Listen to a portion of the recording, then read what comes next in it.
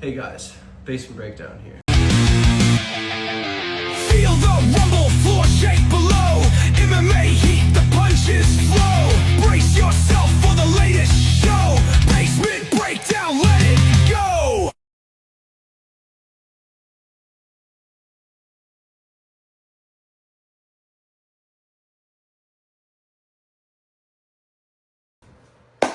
Hey guys, Basement Breakdown here. We are back with another UFC Fight Night prediction video. But before that, we have to go over our last fight night on Saturday night. Kamaru Usman versus Joaquin Buckley. What a card, guys. It was a card that was slightly weird. We started off the card very hot. We got our three fights perfect as far as who won and the way in which they would win. Jamie Lynn Horth won a decision. Philip Rowe came back after, not looking so good in the first two rounds and knocked out Angel Lusa. Ricky Simone beat Cameron Smotherman by decision.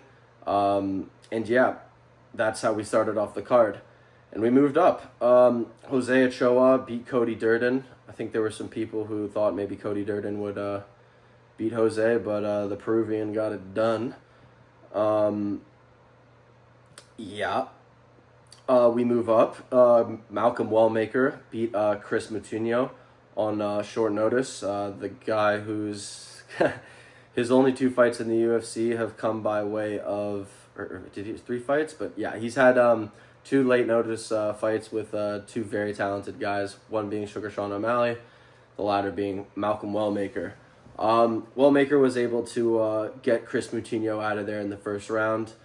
It's a shame for Chris because the fight purses got released. I saw that he only made like 15 grand, so that's not a lot of money to lose the way that he did. I don't know. I just feel bad for the guy. But moving up, Michael Chiesa, who made 300 grand in his fight against Court McGee, a stinker nonetheless.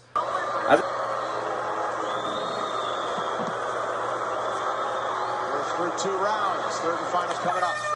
As I said it would be, I knew this would be boring, but Michael Chiesa is on a 3-fight win streak against Tony Ferguson, Max Griffin, and now Court McGee.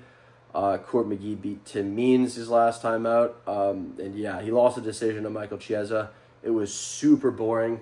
Nothing really happened. It was kind of funny. Like, I remember Dominic Cruz, I think, who was commentating, is kind of like, I wouldn't want to be scoring this fight. Like, I don't know, it must be very close in like the striking numbers or whatever. And then you see that like Chiesa has like 34 significant head strikes to like Court McGee's 9. And then Dominic Cruz is like, oh, well, I guess I don't know what I'm talking about. But like, it was super boring. So, I mean, Michael Chiesa is on a 3-fight win streak against like 40-year-olds in his division. So I feel like you should probably fight someone who's actually good and maybe pay it back at this point. Yeah, Paul Craig fought Rodolfo Bellato. They rebooked that fight after Rodolfo suffered herpes, and now he's suffering from bad acting classes because enough champagne to fill the Nile. That was atrocious. Paul Craig upkicked Rodolfo Bellato at the end of the first round, and Rodolfo Bellato proceeded to look at the ref and they go and basically try and fake being knocked out. Paul Craig spoke about it after the fight card, and he was very humble as he always is. But it's horrible. 14 weeks, cancelled 4 weeks ago, moved now. The best shape I've ever been in. Moving back up to light heavyweight. I feel bad for Paul Craig because I think this was the last fight in his contract, and we don't know if the UFC is going to sign him, and it's a shame because I think they should punish Rodolfo Bellato because that was obviously, he was obviously faking it. The guy went to like hug a ref and then like scooted back into the cage. It was just ridiculous and said he didn't know what happened. Yeah, a little ridiculous to say the least, but yeah, we move up. It gets a little weirder though. Yeah, Alonzo Menfield beat Umar Sy. I picked Umar Sy. Umar won the second round. Alonzo won the first and the third. Lots of control in the second for Umar. He looked kind of like shit, to be honest with you. And Alonzo Menifield's, what was Umar Sy, like a minus 700 favorite going into this fight. So, you know, Alonzo Menfield probably felt pretty good to shut those odds makers up.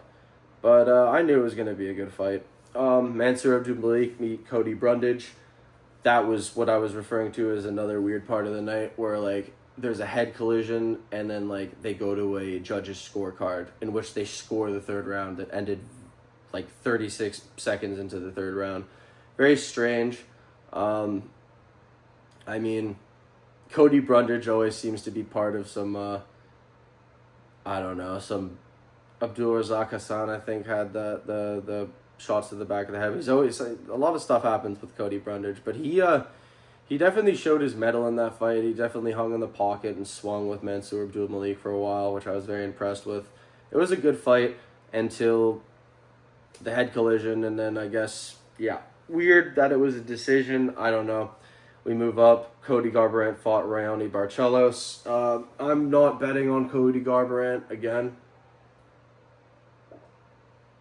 I like him, but he's just, I don't know, he's just I can say this, he's just a dumb fighter. Like, he just, like, he just does, it's just, everything just goes out the window with him. He's just so erratic, and it just nauseates me watching it. Like, he's fun, and, like, I obviously don't want him to, like, you know, like, not fight anymore. I think there are some matchups for him, but, like, I don't know, man. Like, he speaks very highly of himself in these press conferences before he fights. And I just, on the media day and stuff, and it's just like, man, like, you just, like, haven't worked on anything, like, I don't know. But Raoni Barcelos wins the fight, a close decision. Maybe you could argue the third round to Cody Garbrandt, because not much happened.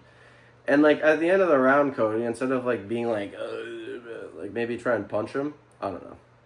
Anyways, Edmund Shabazian beat Andre Petrovsky. I picked Andre Petrovsky. I couldn't get his takedowns off. Edmund Shabazian hurt him with a kick that I think broke his arm or something like that. And, decision win for Edmund Shabazian. I think we'll probably need to fight someone else before we can put him back in the rankings. But he came into the UFC at age 20 and he's 27, so he's only getting better. A veteran at such a young age. So I expect good things from him, but I think he needs to fight maybe someone else before a ranked opponent. I don't know.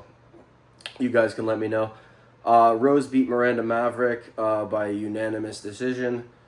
I think the third round was clearly Rose. I think the first round's close, and the second round, I personally would give it to Rose. I can see an argument for Miranda Maverick.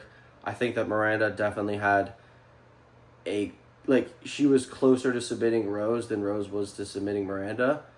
Rose is super tough. I feel like a lot of people would have tapped to that, but she didn't. And I feel like in the second round, Rose did enough before Miranda took control to win the round. But I mean, I could see how you could argue it, the first and second round being for Miranda Maverick. Like, I wouldn't be angry at that.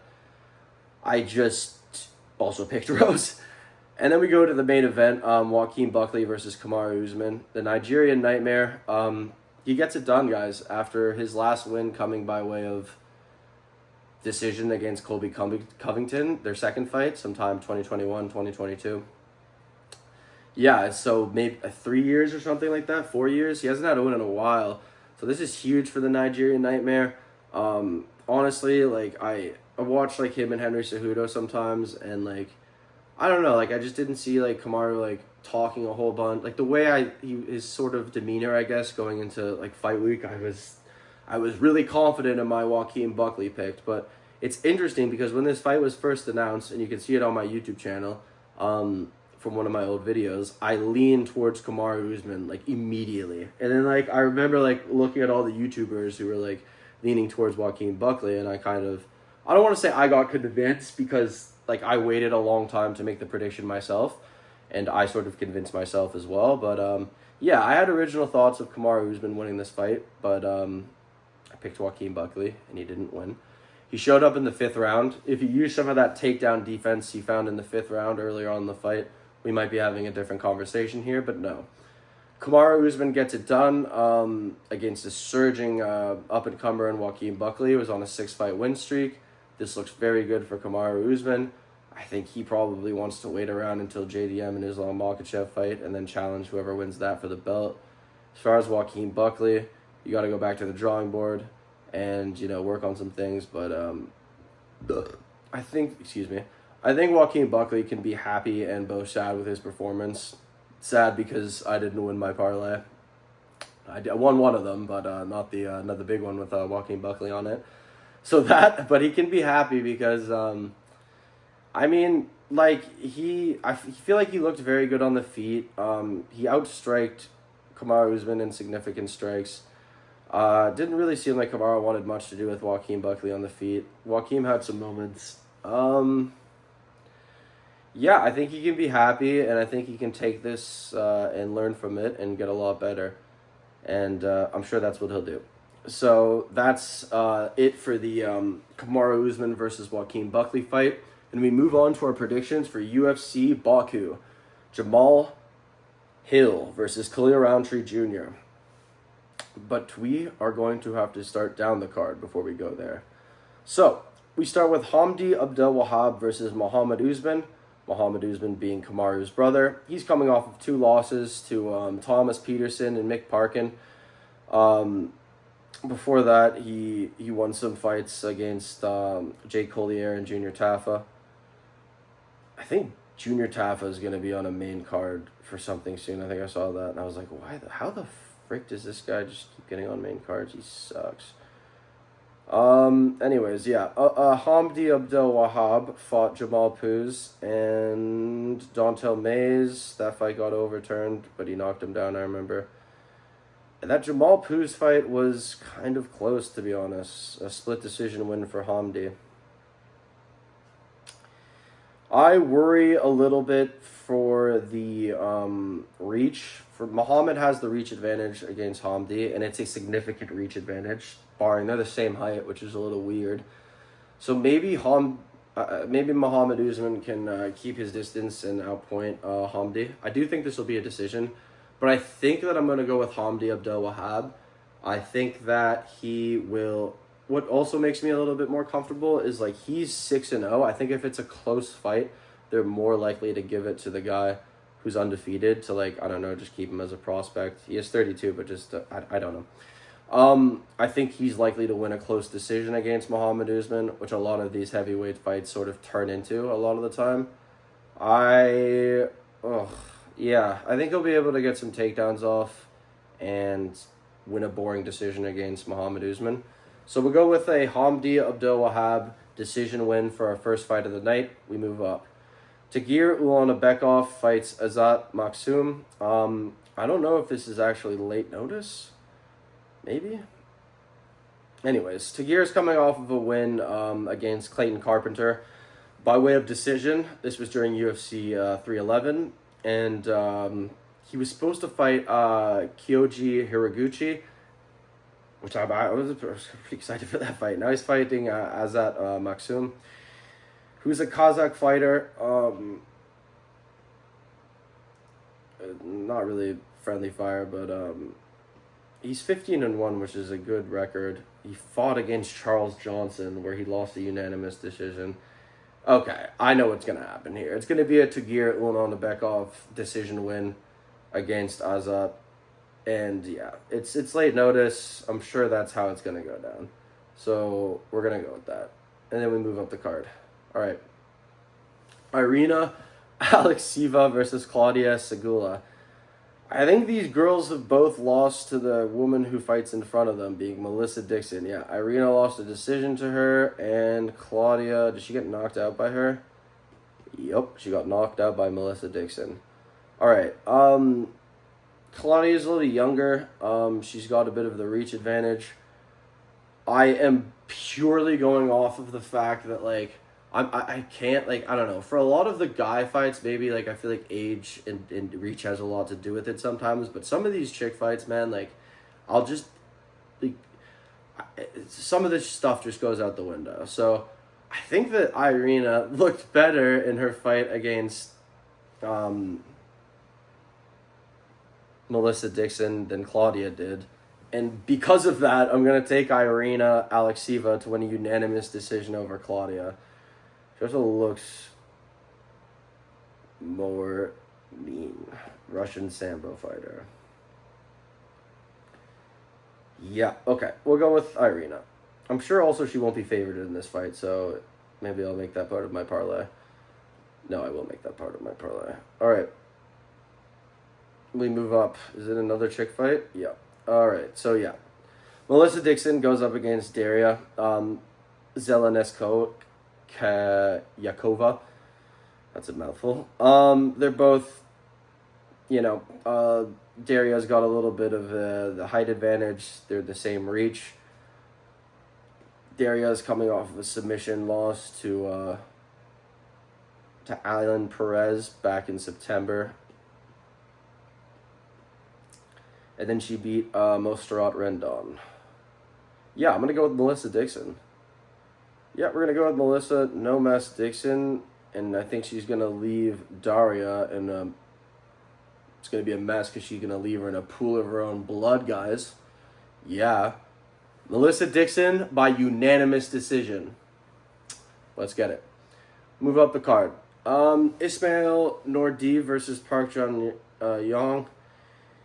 Park's a little older. He's getting up there in age. He beat Brad Tavares, I think, his last time out, which is a win.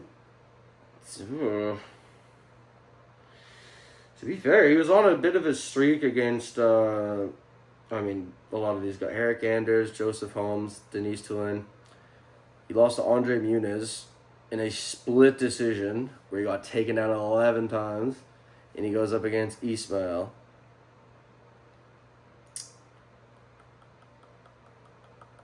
Oh, God. To be fair, I feel like Jun Yong Park can knock out Ismail. But I feel like Jun Yong Park is going to be looking for that knockout the entire time, which is going to worry me about picking him. Where, I see as more ways for, Ismail to win the fight by, controlling him and taking him down and stuff. I'm not really that impressed with Ismail's last fight against, was it Bruno Silva? Because, this is not the Bruno Silva that welcomed Alex Pereira into the UFC. It's the Bruno Silva that got eye poked by Chris Weidman, and they suffered some losses. And, yeah. But, Ismail dominated in that fight. I think this is actually going to be tough, because I think Park Jun-yong can knock out Ismail. But for the sake of me having to make this video and make this prediction, I'm going to go with Ismail Nordiv to win a decision over Park Jun-yong. I think that he'll be able to take him down and win a lot of the rounds by control. So, yeah. We move up to the feature fight of the prelims. Ko Seok Hyun versus Obon Elliott. Obon Elliott's got the reach and height advantage. The Welsh gangster has been busy. He fought at UFC 309 against Basil Hafez, where he won. He fought at UFC 304, where he beat Preston Parsons. He fought at UFC 298, where he beat Val Woodburn.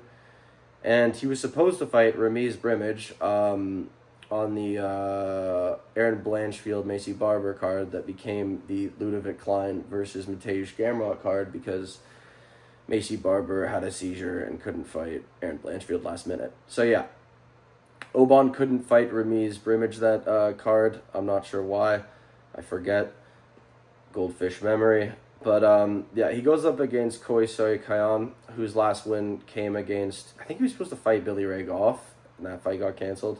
But he fought Igor Cavalcanti, which was a unanimous decision win. That doesn't convince me that he's going to be able to beat Obon Elliott. So I think Obon Elliott more than likely will be able to get this done. And the question is how and when. So with that being said, I'll probably go with a second round knockout from Obon Elliott. I think that is what's going to happen. I think the first round, Obon will win it. I think Ko will have some moments. I think halfway through the second round, they'll get into an exchange. Obon Elliott will land something that puts Ko out. So yeah, that's my prediction for the feature fight of the prelims. We move up to the main card, guys. Not a bad card. I feel like we take what we can get at this point. Muhammad Navov goes up against Bogdan Grad. This is a tough one. Bogdan Grad comes up again. He beat Lucas Alexander.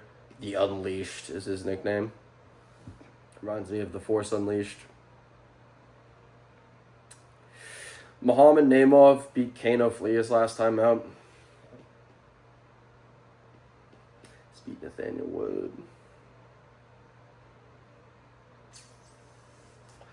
Yeah. We're going to go with a Muhammad Naimov decision. Win over Bogdan Grad. And then we move up the card. Nazim Sadikov goes up against Nicholas Mota. I feel like Nazim hasn't fought in a while. We haven't seen him in a while. Yeah, his last fight was against... Was it Ismail Bonfim? Give me that. Yeah, he fought against Ismail Bonfim. UFC 251. That was a while ago, right? And he goes up against Nicholas Mota. They're like very similar dimensions. Slight height advantage for Nazim, and then Nicholas has got the reach advantage. I mean, I don't know. Nicholas Mota has been active. He's been active. And he's beat some guys. Okay. This is kind of worrying me. Oh, man. Yeah, so Nicholas Mota, yeah, he's been on a bit of a streak, to be honest with you, against Tom Nolan and Haisar Maheshet. Those are good wins. And now he goes up against Nazim. Oh, I want to go with Nazim. It just bothers me that he hasn't fought in so long. I don't know, man. I feel like for some reason, if Nazim comes in and he's just looking a little like gun shy, and then Nicholas Mota pressures him and then ends up knocking him out, I'd be so upset. Oh no.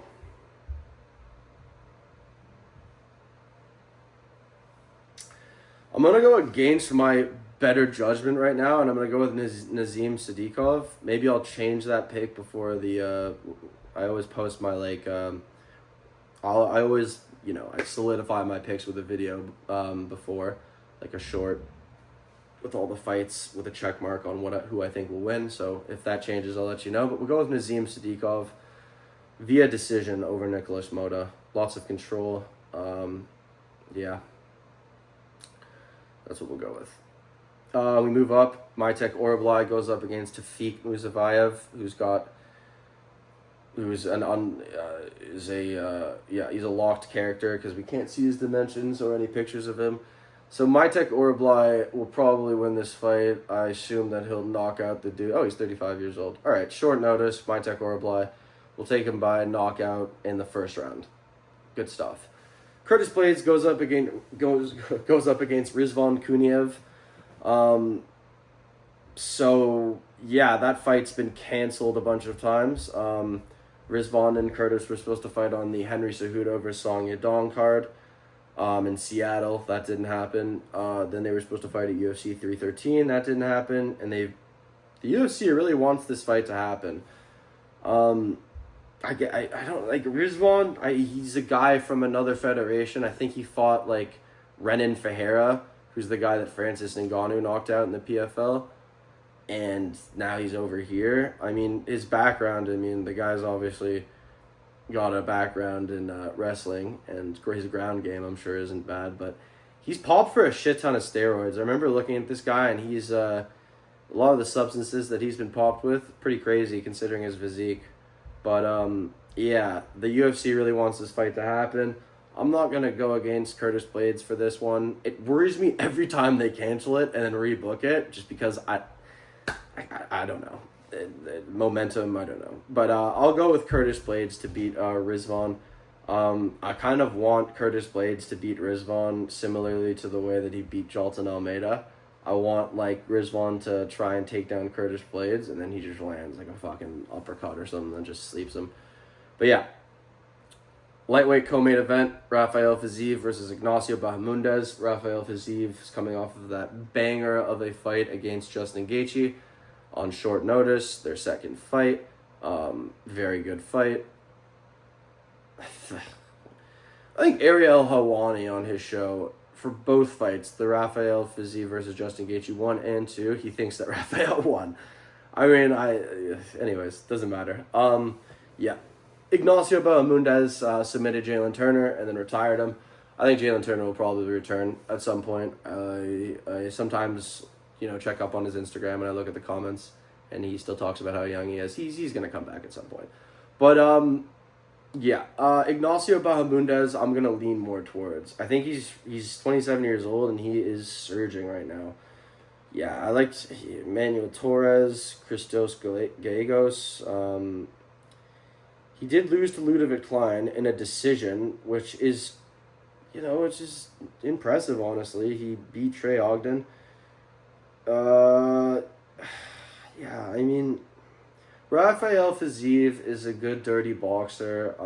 He's a lot shorter than Ignacio Bahamondes. But, Rafael Fiziev has good kicks. His stand-up's good. He's not bad with his wrestling. He was able to take Justin Gaethje down. I think Ignacio Bahamondes has the advantage. I think he's overall, due to his size, I feel like he's just more equipped to deal with Rafael Fiziev. I wouldn't be surprised if Rafael Fiziev was able to, I don't know, maybe beat him in a decision. But I feel like I'm going to go with Ignacio Bahamondes to win a decision over Rafael Fiziev. Prove me wrong, Rafael. I really like him, and I'm tired of picking against him because it's I don't want him to get cut, but yeah, I think Ignacio Bahamondes will beat him. Pretty quick turnaround for Rafael Fiziev, but I guess he had a lot of time off after he got injured in the Mateusz Gamrot fight. So I'm sorry, Rafael. We're going with Ignacio. Main event: Jamahal Hill versus Khalil Rountree. This fight has been freaking canceled so many times. So this fight was supposed to happen at UFC 303. Right? It was supposed to happen at UFC 303, which it didn't end up happening, obviously. And then before that, I think it was supposed to happen at another... I don't even know. Yeah, it was supposed to happen before even Khalil Rountree fought for the title. And then I think it was supposed to happen after, and then Jamahal Hill ended up fighting Yuri Prochazka. They were supposed to fight on the Ian Gary versus Carlos Prates card, but again, canceled. So they moved it to UFC Baku. Yeah, Jamahal Hill hasn't fought since coming off of that loss against Yuri, where he, he lost the first round. He rallied a bit in the second, and he got knocked out in the third. Khalil Rountree hasn't fought since that, since his Alex Pereira title shot. I think that's probably because he was nursing a lot of injuries. He's done some television stuff as well. I don't know. I feel like his stock rose a lot after that fight, and I think this is kind of going to speak to why I'm going to pick him against Jamahal Hill. I feel like Khalil Rountree, I don't know. I feel like Jamahal Hill, after the Glover Teixeira fight, before he fought out, I don't know, guys. I just feel like after the Alex Pereira fight, he was not really that humble still. He was still kind of, obsessing, over, the ref, splitting them apart. And I remember, he was still talking for a bit. And, I don't know. I feel like after the Yuri Prochazka fight, where he was also very cocky and talkative, and afterwards he was very humble and nice, and him and Yuri, I believe, got a drink at the bar and stuff. But, I feel like a lot of that aura for Jamahal Hill is gone in a sense. I just don't see the same confidence that I saw from him before. I don't know if that's going to impact this fight, but I think Khalil Rountree is just, I don't know, man. He's just such a dog. And I feel like he isn't discouraged by that last fight against Alex Pereira. Granted, he won 2 rounds against Alex Pereira and got knocked out in the fourth, but Jamahal Hill didn't win any rounds against Alex Pereira. I feel like Khalil Rountree is durable, he's powerful, he's going to press Jamahal Hill, and he's going to win this fight. I could even see him knocking out Jamahal Hill. I just can't pick Jamahal Hill coming off of 2 losses. Granted, I mean, those 2 losses are against good fighters, and, he did win a round against Yuri, but yeah, I think I'm going to have to go with Khalil Rountree over Jamahal Hill for this fight. I think Khalil Rountree can and will knock out Jamahal Hill. I think it'll come sometime in the 4th round, and yeah, that's what I'm going to go with, guys. So that's my prediction video for UFC Fight Night, Jamahal Hill versus Khalil Rountree Jr. I hope you guys enjoy it. I'm just going to check quickly to see what our schedule is looking like as far as the calendar. What do we got next? Okay, yeah, so literally the next weekend we have Ilya Topuria going up against Charles Oliveira. I think they announced that Arman Sarukian will be weighing in as the backup fighter for that fight. So, to no one's surprise, I'm sure that's what makes sense. Pantoja's fighting Kai Kara France. Joshua Van stepping in late notice to fight Brandon Royval. This is going to be a really fun card, so I'm really excited to talk about that in addition. Yeah, guys, I hope you guys enjoy the video, and wish me luck for my picks this weekend. Basement Breakdown out.